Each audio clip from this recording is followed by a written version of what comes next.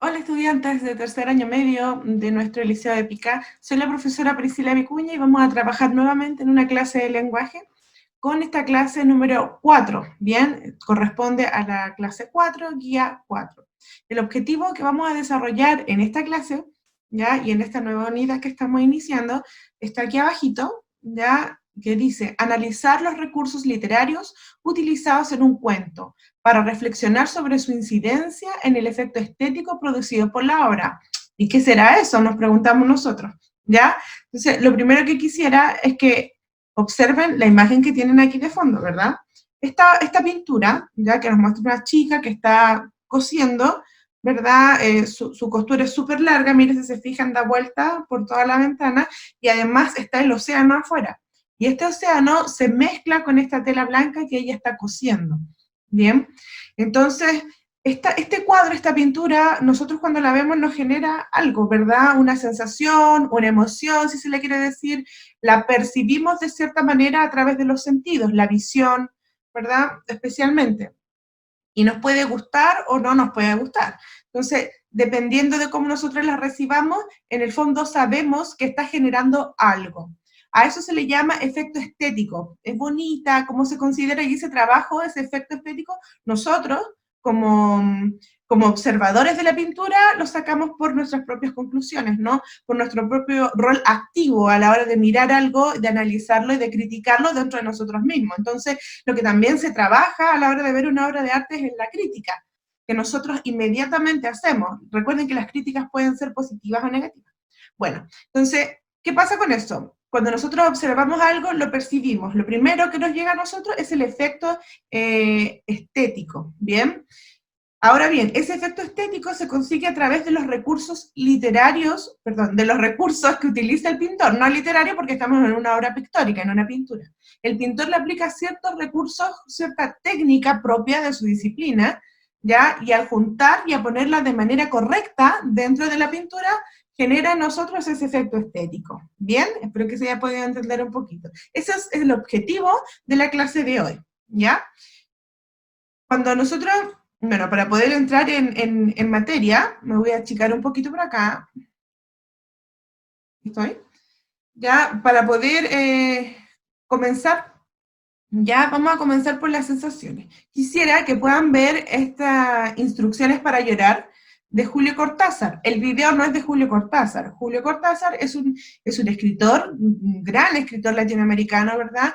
Que nos presenta una cantidad de cuentos que ojalá tengamos tiempo de revisar algún día, ¿ya? Pero él redactó este relato que se llama Instrucciones para llorar. Quiero que lo vean. Vamos con eso.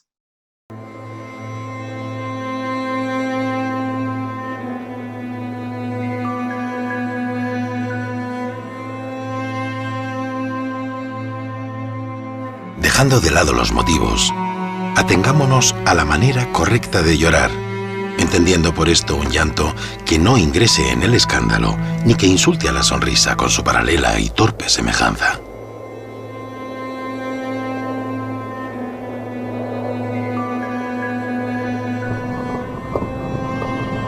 El llanto medio u ordinario consiste en una contracción general del rostro y un sonido espasmódico.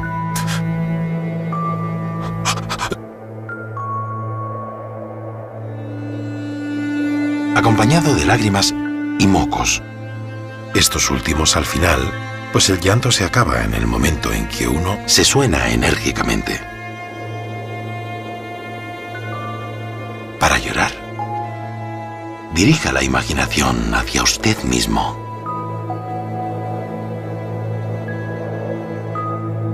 Y si esto le resulta imposible por haber contraído el hábito de creer en el mundo exterior,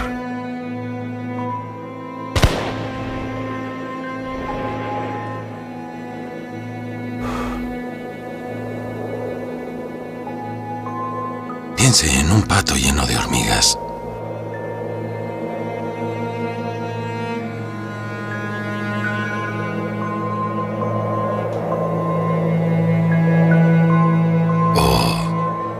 En esos golfos del estrecho de Magallanes, en los que no entra nadie. nunca.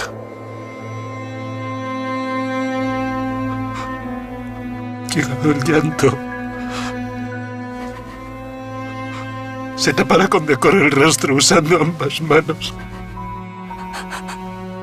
con la palma hacia adentro.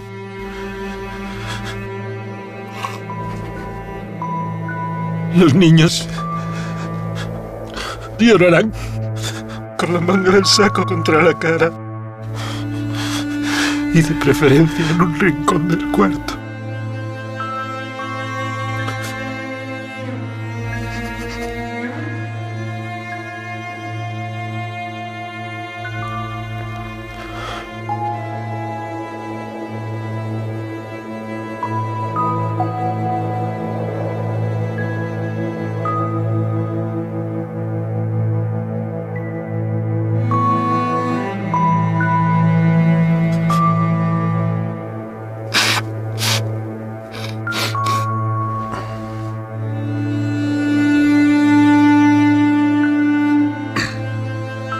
Duración media del llanto: 3 minutos.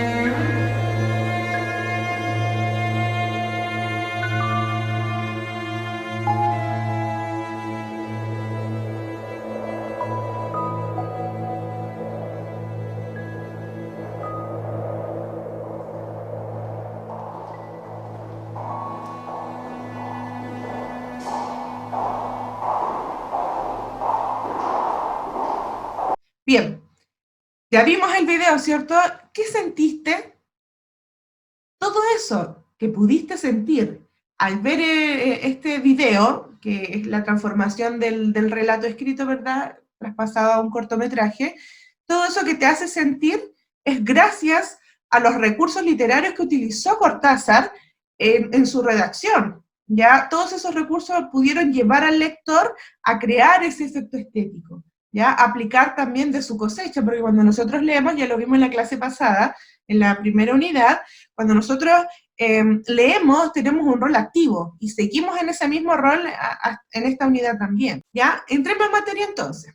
El contenido que nosotros vamos a revisar para poder llegar a una comprensión acabada y completa de lo que es este efecto estético, recae primero en el siguiente contenido, en la siguiente teoría. Toda esta teoría que yo les estoy hablando está explicada en la guía, ¿ya? Ustedes saben que siempre entrego una clase con una guía. Bien, entonces está mucho más desarrollada, así que no es necesario que tomen nota porque esta información aparece en la guía. Entonces vamos a seguir o a analizar este contenido. La pregunta clave en esta clase es: ¿cómo inciden, cómo afectan, si se le quiere decir, cómo influyen ya los recursos y las técnicas literarias en el efecto estético producido por el lector? ¿Ya? Primero, debemos considerar que el lector debe tener un rol activo. Este rol activo, este lector, siempre va a tener, entonces, debe estar reflexionando constantemente y además tiene que generar una interacción emocional. Cuando el lector reflexiona sobre lo que lee, comprende lo que lee, ¿cierto?, va generando una interacción emocional, a ver si le gusta, no le gusta, se identifica, no se identifica, ¿ya? Eso es un proceso natural. Y si no tenemos ese proceso desarrollado, pues debemos esforzarnos para que la lectura nos sea placentera y sea una experiencia, como lo habíamos conversado en la clase pasada. Bien, ahora esta reflexión debe ser con respecto a la obra misma, ya a la visión de mundo de la obra, al contenido, la historia de qué trata, y a los recursos literarios que utiliza. Bien, en cuanto a la interacción emocional, ¿cierto?, y la reflexión entre ellas dos, vamos a decir que cuando tiene una buena relación, estos dos conceptos, se va a lograr comprender la obra y se va a lograr interpretar mejor aún, ¿bien? Entonces, cuando a veces no comprendemos bien las historias, es porque no le estamos aplicando esta parte activa como lectores, ¿bien? Y este es un proceso cíclico, ¿ya?, que se debe dar en la lectura. Bien, esa es la parte teórica. Por otro lado, y también como la parte teórica, si se fijan, aquí al final, aquí abajo, en la última, en la última pestañita dice recursos literarios, en el último concepto, y aquí están los recursos y técnicas literarias. También están implicados en la guía, por eso no voy a profundizar mucho. Pero, para leer los títulos, en la estructura del relato también podemos encontrar técnica, ¿cierto? ¿Técnica en qué? Voy a subirme por aquí, aquí tengo. Cuando el escritor va desarrollando su texto, su historia, le tiene que aplicar su propio sabor, ¿cierto? Su propio estilo. Y en ese esfuerzo, en ese esmero, va a generar una estructura del relato interesante, pero siempre debe llevar una situación inicial, un desarrollo, un quiebre, una situación final o desenlace. Deben estar presentes esos recursos. ¿Ya? Si no están presentes, nuestra historia empieza a tambalear, ¿ya? Debe tener el sentido en esta estructura del relato. Por otro lado tenemos el narrador, ¿ya? Vamos a identificar dos tipos de narradores dentro de esta teoría. El heterodiegético, que mira desde afuera la historia, ya no está participando, eso puede ser omnisciente o puede ser objetivo, ¿ya? También tenemos el homodiegético, que puede estar dentro de la historia, ¿verdad? Protagonista o testigo. Esta información ustedes ya la han visto antes, chicos, en los cursos anteriores, desde el séptimo básico que están revisando esta información, ¿ya? Luego, el lenguaje figurado, clave en la literatura, ¿ya? Una palabra que expresa una idea en términos de otra, por ejemplo, recurriendo generalmente a una semejanza entre ellas. Los autores, los escritores normalmente utilizan la analogía, este lenguaje figurado para transformar lo cotidiano de una lectura en algo más sorprendente y generar el efecto estético. Por otro lado tenemos los personajes, ¿ya? Cómo están planteados los personajes según el grado de participación y según la transformación que llevan a cabo durante la historia. La caracterización de estos personajes, todos esos recursos, ¿ya? A esos recursos se le aplica la técnica, para que sean textos originales. También el espacio, puede ser físico, puede ser psicológico, ¿ya? Todo eso va a ayudar a impactar al lector con un efecto estético. Con una buena mezcla de estos ingredientes, el escritor logra desarrollarlo, y logra que tengamos hasta el día de hoy a la lectura como un arte, ¿ya? A la literatura, perdón. Bueno, entrando ya en la aplicación de esto que hemos visto, yo les voy a leer la historia del joven celoso. Bien, pongan harta atención, de Henry Pierre. Había una vez un joven que estaba muy celoso de una muchacha bastante voluble. Un día le dijo, tus ojos miran a todo el mundo. Entonces le arrancó los ojos. Después le dijo, con tus manos puedes hacer gestos de invitación. Y le cortó las manos. Todavía puede hablar con otros, pensó, y le extirpó la lengua. Luego, para impedirle sonreír a los eventuales admiradores, le arrancó todos los dientes. Por último, le cortó las piernas. De este modo, se dijo, estaré más tranquilo. Solamente entonces pudo dejar sin vigilancia a la joven muchacha que amaba. Ella es fea, pensaba, pero al menos será mía hasta la muerte. Un día volvió a la casa y no encontró a la muchacha. Había desaparecido, raptada por un exhibidor de fenómenos. Fin. Nos deja mucha reflexión la historia del joven celoso y es súper contingente a lo que estamos viviendo en estos días, ¿verdad? Las preguntas para poder desarrollar este efecto estético en nosotros, a ver qué nos pasó con esta historia. ¿Qué reacción provoca en mí la lectura de este texto? Hay que preguntarse. ¿Qué te genera este tema del joven celoso? ¿Ya? No es un femicidio, pero sí es un ataque, ¿verdad?, increíble a la mujer. ¿Qué te genera esta historia a ti? ¿Con qué emociones asocio el texto leído? ¿Qué emoción me puede hacer sentir este texto? ¿Ya? Ira, rabia, impotencia, tranquilidad, asombro, inmutez, nada, todo eso sirve, ¿ya? Porque depende de ti como lector.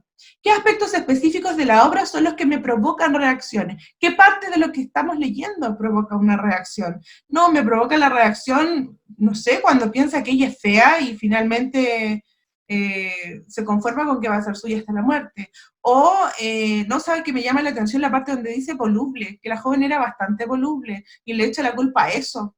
Y por eso él era tan celoso. Entonces, ¿qué parte exacta del texto te llama a provocar esa reacción? Siguiente pregunta, ¿por qué un texto puede generar diversas reacciones en los lectores? Ya, eso es personal.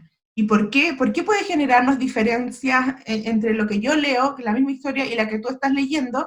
A nosotros nos pareció de forma diferente. ¿Y qué puede ser? A lo mejor que tú no tienes la experiencia de vida y no conoces casos de violencia intrafamiliar, o quizás lo conoces más que yo, ¿verdad? El tema de los celos, a pesar de que yo soy mayor que tú, ¿verdad? Y tú eres menor, tú tienes a lo mejor más experiencia en eso, has visto más, te han contado más historias, todo eso va a cambiar la reacción, ¿ya? Que tenga cada lector, porque recordar la clase pasada, todo tiene que ver con el contexto cercano. Y la última pregunta, ¿cómo logra un texto generar efectos en los lectores? ¿Cómo lo logra? A través de los recursos, ¿ya? A través de los recursos y cómo el escritor es hábil a la hora de redactar. ¿Bien? Sigamos avanzando. Ya. Para entrar en lo que es la guía, ¿ya? Ya no para acá, no para acá. Ahí, ya. Con respecto a la guía, aparece un texto, no es este, pero ustedes van a tener que hacer lo mismo, para que nosotros logremos desarrollar y analizar la incidencia que tiene este recurso literario en el efecto estético, ¿ya? Yo en la guía les puse un texto que se llama El retrato oval, ¿bien?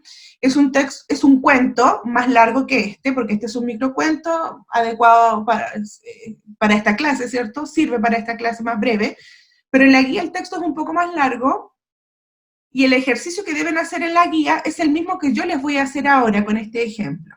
Ahora bien, a lo mejor muchos van a mirar la guía y van a decir, ¿qué es esto? ¿Qué hago con esto? ¿Ya? Y para ayudarles un poco, yo grabé el retrato oval, ¿ya? Un audiolibro, si se puede decir, ¿ya? Les grabé, que va a ir aparte de esta clase. El que lo quiere ver, genial, ¿ya? Para poder comprenderlo, porque yo voy a ir haciendo ahí ciertos comentarios, ¿ya? Entonces, la idea, ¿ya? Es que a raíz de ese video te pueda quedar quizás más claro lo que te estoy explicando ahora, lo que te voy a explicar. El cuento que voy a analizar en este momento se llama La tela de Penélope, o ¿Quién engaña a quién?, de Augusto Monterroso. Asimismo está planteada la guía, ya en la estructura, por eso que la imagen aparece un poco más borrosa quizás. Que es una leyenda, nace de un mito griego, ya no es original de Augusto Monterroso. Augusto Monterroso la tomó desde la antigüedad griega, ya del año 8, del siglo 8, perdón, antes de Cristo, donde Homero, un escritor, ¿verdad?, crea la historia de la Odisea, donde aparece Odiseo o Ulises, que es el protagonista, que le toca viajar, ir a navegar y defender los mares y defender su tierra y su honor y todo eso, dejando a Penélope en casa. Ahora, como se demoró muchísimos años en regresar, se le daba por muerto, entonces había muchos pretendientes que querían estar con ella. Pero ella les decía, cuando termine de tejer este gran bordado, cuando termine de hacerlo, tomaré a uno de ustedes como mi esposo, mi nuevo esposo, porque a lo mejor ya murió Ulises y no va a regresar. Pero ella tenía la esperanza, en lo más profundo, de decir que él iba a regresar. Cada noche Penélope iba, tejía durante el día, y venían y aparecían los pretendientes, ¿cierto? Está tejiendo todavía. Pero cuando llegaba la noche, ella lo destejía, desarmaba todo lo que hacía, y en la mañana volvía a empezar. En el fondo, un cuento de nunca acabar, y ella esperaba y esperaba, tejiendo una y otra vez esa tela. Por eso se llama la tela de Penélope. Entonces, ¿qué pasa? Que Augusto Monterroso toma esa historia, ese mito griego, años y siglos, milenios si se quiere decir, ¿ya? Y lo lleva a la actualidad. Y lo hace de esta manera, ¿verdad? Como yo les acabo de leer. La tela de Penélope, o ¿Quién engaña a quién?, por Augusto Monterroso.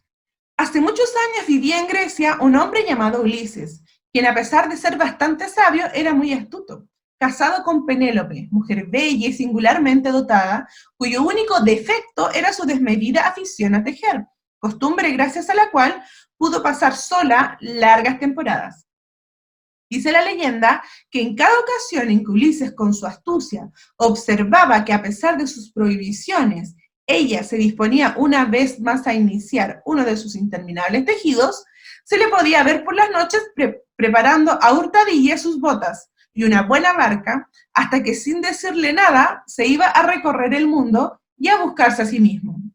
De esta manera, ella conseguía mantenerlo alejado, mientras coqueteaba con sus pretendientes, haciéndoles creer que tejía mientras Ulises viajaba, y no que Ulises viajaba mientras ella tejía. Como pudo haber imaginado Homero, que, como se sabe, a veces dormía y no se daba cuenta de nada. Fin. ¿Se dan cuenta cómo transforma Augusto Monterroso ese mito que yo les conté? En el fondo le agrega un toque de picardía, un toque de engaño entre los dos, pues eso es quién engaña a quién. ¿Ya? Esta parte cuando, bueno, más adelante vamos a analizar las partes más importantes de esto, pero lo que quiero que puedan entender es cómo le agrega efecto estético Augusto Monterroso a esta historia que él tomó, cómo nosotros la percibimos. Entonces la pregunta dice acá, perdón, la actividad. Una vez leído el fragmento, reflexiona sobre lo que sientes, eligiendo un color, un símbolo y una palabra que representen lo leído. Y aquí aparece. Número 1. El texto en un color. Para mí el texto me significa el color celeste. ¿Ya? ¿Por qué celeste? Porque habla de que él salía a navegar. Celeste también por el ambiente, ¿verdad? Acuoso y enredado y que se le iba entre los dedos esta tela, me imagino yo. Es lo que a mí me generó el color. Ese color me llamó la atención. Dice, ¿qué te hace decir eso? Y yo le puse ahí, como habla de Ulises como navegante, me imagino el océano por el que él andaba. Además, sé que se trata de una historia en Grecia, la cual es una isla. Por lo tanto, está rodeada de agua. Esa es mi respuesta. Si sigo avanzando, dice acá, 2, el texto en un símbolo, ¿ya? Vamos a buscarlo en un símbolo. Crea un símbolo que represente el sentido del texto. En este caso, crea un dibujo, un elemento, un objeto, ¿ya? Un signo, si quieres, que te hace recordar, ¿verdad? Y te traería a la memoria este cuento. Yo puse ahí un tejido. Hablan de tejido y yo puedo relacionarlo con la historia. Ese es el símbolo para mí. El tejido, el entramado, ya el entramado de esta historia un poco extraña, la de Augusto Monterroso, donde es todo enredado y hay una confusión en los propósitos de la pareja. Dice, ¿en qué te basaste para crear el símbolo? Y yo contesté, en la tela que tejía Penélope, la cual simboliza el entramado o enredo cíclico de la pareja. Creer que tejía mientras Ulises viajaba y no que Ulises viajaba mientras ella tejía. ¿Quién estaba engañando a quién? ¿A quién? Ulises, ¿ya? Que salía a liberarse cuando ella tejía o ella se liberaba de él, ¿cierto? Mientras lo hacía. Después, número 3. Ahí apareció el número 1, me equivoqué, pero el número 3. El texto en una palabra, y yo escogí la palabra engaño, ¿ya? ¿Por qué? ¿Qué te hace decir eso? El título del cuento y la relación en la que habían entrado los esposos, que se mentían a sí mismos y aprovechaban cualquier instancia para escapar de la compañía del otro. Es como si ya estuvieran aburridos de su relación y se iban reinventando. Seguimos. Y aquí está el cuento, nuevamente, el mismo. Ya, voy a llevarme más acá arriba, me voy a achicar un poquito en la esquinita. Ahí está. Aquí está el mismo cuento, pero lo tengo marcado con colores, para ver el tema de lo que te va produciendo ya según el color, ir relacionando por color.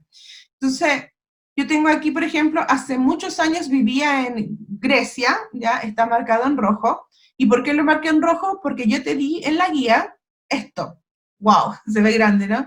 Bueno, para que sepan, este ejemplo de guía, para que no se preocupen de que, lo voy a anotar antes de que avance o termine la clase, qué sé yo, o lo tengan que retroceder cada vez, yo también te lo voy a dar. Te voy a dar este ejemplo para que tú puedas desarrollar tu propia guía guiándote con tranquilidad. ¿Bien? Guiándote, ¿cierto? Para eso es.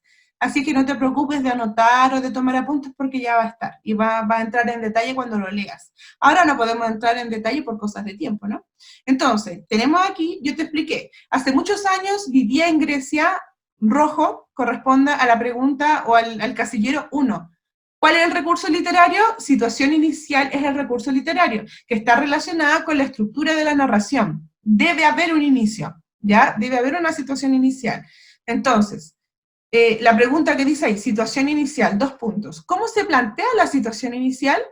Como un recuerdo, la historia de Ulises y su esposa Penélope que vivían en Grecia.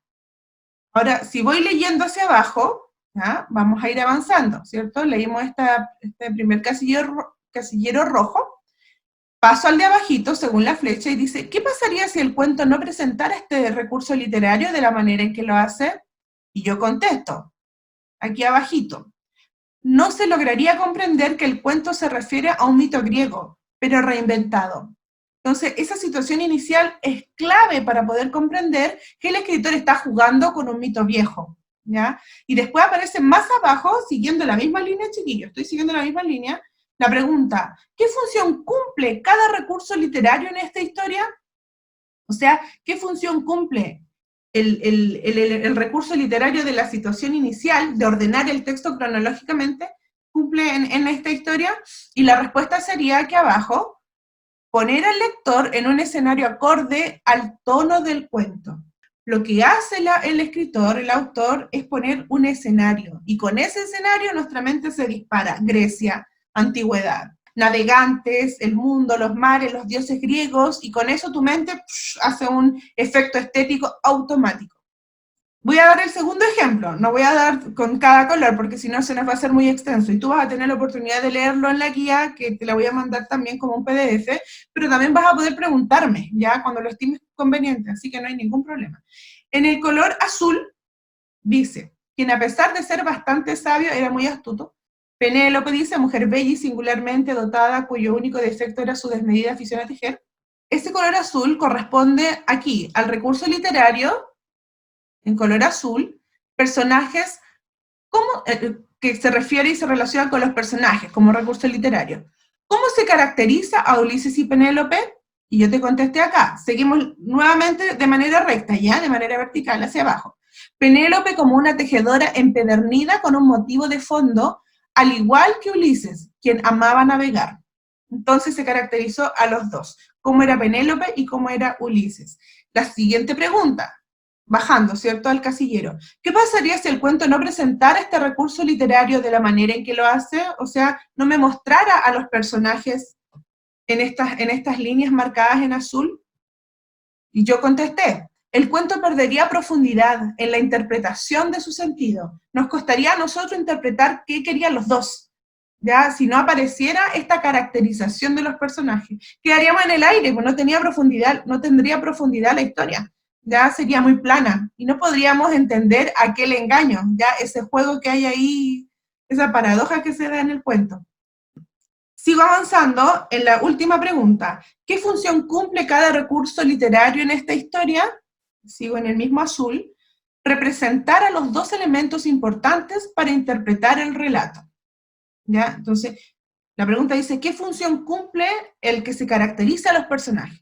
El que los personajes estén en la historia, ¿qué función cumple dentro de todo esto? Y yo contesté justamente que para poder interpretar el relato, estos dos son elementos vitales. Eso es lo que yo puse ahí, son importantes. ¿Ven? Entonces, chiquillos, ustedes lo que tienen que hacer en la guía, con el cuento de El retrato oval, yo en esa capsulita extra que les dije delante que le iba a pasar, lo hice de esta misma manera, ¿ya? Iba leyendo y también estaba marcado con colores, ojo ahí, ¿ya? Para poder ayudarles en la comprensión. Entonces, eso, chiquillos, eso es lo que hay que hacer. Con todo esto, tú vas a lograr crear en ti la identificación, entender la importancia que tiene el recurso literario a la hora de captar el sentido de la historia. Eso es lo que estamos buscando, ¿ya? Ahora bien, tengo acá, ¿qué es esto, profesora? Esto es el borrador de un mapa mental, ¿ya? Que yo quisiera que trabajáramos con mapa mental. De hecho, en la evaluación, yo les voy a pedir un mapa mental. Y ese mapa mental lo pueden desarrollar desde ya. Usted trabaja su guía, ¿ya? Y una vez, pero el mapa mental, perdón, no va a ser con el retrato oval. El retrato oval solamente es para que usted practique en su guía. Recuerde que hace la guía y voy a dejar abiertos los links para que me empiecen a subir las guías apenas las hagan. No quiero que haya copia, no quiero que se presten las guías. Así es que el primero que llega con la guía, porque me queda registrada la hora en que sube su guía, yo le voy a dar el favor a esa persona. Todos los de atrás que vengan copiados, lamentablemente van a quedar en nota mínima. Bueno, luego de ese paréntesis, yo quisiera que trabajaran con un mapa mental, y ustedes los deben conocer, pues este es uno, un mapa mental bastante deficiente porque es un borrador. ¿Ya? ¿Qué hice yo acá? Puse en el centro la tela de Penélope y empecé, se fijan, a tirar flechas, rayas para todos lados, porque en esos espacios tenía que aplicar dibujitos, tirar colores, líneas, y es la mejor manera para que nosotros, una de las mejores maneras, para representar lo que hay en nuestra mente al percibir la historia. Entonces, la evaluación, como le dije, que usted puede empezar a desarrollar cuando quiera, porque yo le voy a asignar a usted un cuento. Aparte, y todos los cuentos van a ser diferentes, o sea, un cuento para cada uno. Yo te voy a poner una lista prontamente y tú te vas a tener que inscribir con tu cuento en esa lista. Ojo, ojo ahí, atentos. Estoy dando una importante información. Entonces tú puedes desde ya trabajar este mapa mental. ¿Cómo vas a hacer el mapa mental? En la prueba, en la evaluación, yo te voy a pedir esto, que tú me subas al formulario de Google, y te voy a pedir tu mapa mental. No un borrador como este, sino terminado. Disculpen lo humilde de mi trabajo, ya, pero usé plumones, usé lapicera, usé recorte, perdón, imprimí, ¿verdad? Pero antes de imprimir y hacer todo esto, lo que yo hice es justamente el borrador. Puse acá, voy a necesitar acá un mapa de Grecia, voy a necesitar el dibujo de una isla, voy a necesitar aquí, dibujé una tejedora, voy a necesitar a un hombre que esté así y que diga libertad, por Ulises, ¿no? Por lo que estuvimos conversando. Todo eso voy a necesitar. Así es que una vez que lo tuve hecho, yo me fui a crear mi mapa mental, que ustedes también van a tener que desarrollar para la evaluación, como les estaba comentando recién. Bien, entonces, chiquillos, hemos llegado al final de esta clase, espero les haya quedado claro. Cualquier duda usted me llama, me escribe, y yo le resuelvo todas las dudas que usted tenga, ¿ya? Inclusive le da el seguimiento para su guía para que lo haga bien. Recordar, originalidad, creatividad, ¿bien? La actividad de síntesis, vamos a leer este fragmento y contestar la pregunta. No podía creer que mi imaginación, al salir de su delirio, hubiese tomado la cabeza por la de una persona viva. Empero, los detalles del dibujo, el estilo de viñeta y el aspecto del marco no me permitieron dudar ni un solo instante. Este es un fragmento de El retrato oval, del escritor Edgar Allan Poe, que está ahí el retrato. Esta literatura un poco de miedo, ya de terror. Entonces, ¿qué recurso literario contribuye a reforzar el ambiente misterioso del relato? ¿Cómo se genera ese misterio?